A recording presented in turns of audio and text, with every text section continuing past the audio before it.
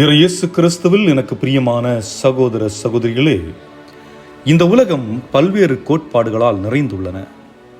கடவுள் உண்டு, கடவுள் இல்லை, இவர்தான் கடவுள், இயற்கைதான் கடவுள், ஒளிதான் கடவுள், மனிதர்களில் முக்தி அடைந்தவர்கள்தான் கடவுள் என்று கடவுளை ஏற்றுக்கொள்பவர்கள், மறுப்பவர்கள் என்று பலர் வாழும் சூழலில் இயேசுவை பற்றிய நற்செய்தியை மக்கள் மத்தியில் எடுத்துச் செல்கிறார்கள் இயேசுவின் சீடர்கள்.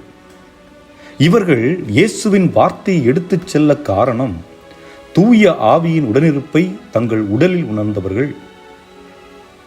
தங்கள் சகோதர சகோதரிகள் மீது தூய ஆவியானவர் இறங்கி செயலாற்றுவதை உணர்ந்தார்கள். இதுதான் அவர்களுக்கு ஒரு உந்து சக்தியை கொடுத்தது. இன்றைக்கு தூய ஆவியானவர் உங்களில் செயலாற்றுகிறாரா? நீங்கள் அதை உணர்கிறீர்களா? நான் என்ன உணர்கிறேன் என்றால், தூய ஆவியானவரை நீங்கள் எப்போதெல்லாம் நல்ல செயல் செய்ய அழைக்கிறீர்களோ அப்போதெல்லாம் அவர் இருக்கிறார், இயங்குகிறார். என் வாழ்வில் நான் தூய ஆவியின் துணையை உணராத நாள் இல்லை என்றே கூறலாம். அதற்காக நான் பாவி இல்லை, தவறு செய்யாதவன் என்று சொல்ல இயலாது. நான் பாவி, ஆனால் நான் ஆண்டவரே என் வழியாக இந்த மக்களுக்கு தேவையான ஆசிரை கொடும் என்று வேண்டும் போது ஆண்டவர் கொடுக்கிறார். நான் பேசுகின்ற வார்த்தை உங்களை தொடுகிறது என்றால் அது என் வார்த்தை அல்ல, தூய ஆவியானவர் என் வழியாக உங்களை தொடுகிறார் என்று பொருள். நான் திருப்பலி தொடங்கும் முன்பு சொல்லும் ஜெபம், ஆண்டவரே, நான் இந்த திருப்பலியை நிறைவேற்ற தகுதியற்றவன், நான் பாவி, இந்த பாவியை மன்னித்து ஏற்றுக்கொண்டு என் வழியாக செயலாற்றுவதற்கு நான் உமக்கு நன்றி கூறுகிறேன் என்று சொல்லி திருப்பலியை தொடங்குவது வழக்கம்.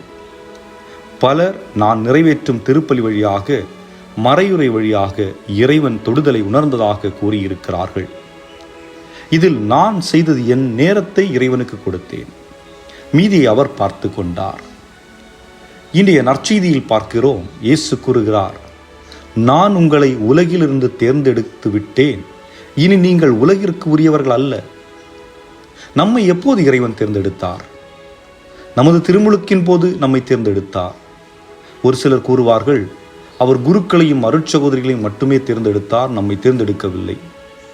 உண்மை என்னவென்றால், இறைவனால் நாம் அனைவரும் தேர்ந்து கொள்ளப்பட்டிருக்கிறோம். நாம் இறைவனுக்கு சொந்தமானவர்கள்.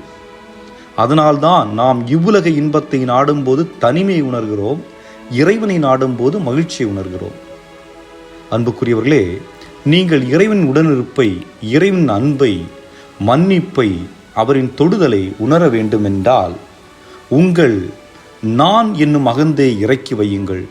உங்கள் வாழ்வு செழிப்பு நிறைந்ததாக மாறும். சிந்திப்போம். இறைவன் உங்களை நிறைவாக ஆசீர்வதிப்பாராக. ஆமேன்.